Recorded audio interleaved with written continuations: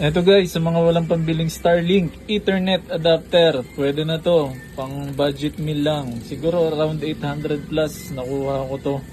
Dahil nasira yung Ethernet adapter ko, siya yung ginagamit ko ngayon. So far, kinakaya niya yung 150 Mbps to 175, 800. Ito yung ginagamit ko, mapapansin nyo. Nasira kasi yung Ethernet adapter ko. Starlink repeater, tapos tapon na lang siya papunta dito kay Microtik. Tapos si Microtik, dagdag ko na lang yan.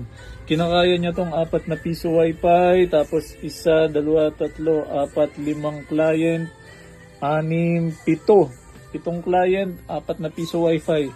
Ito lang gamit ko guys sa ngayon, dahil nasira yung Ethernet adapter ko. Pero parang nasa around 6 months na siya. So far wala pa akong nai-encounter na problema. 800 plus lang. Try nyo din, pang reserva.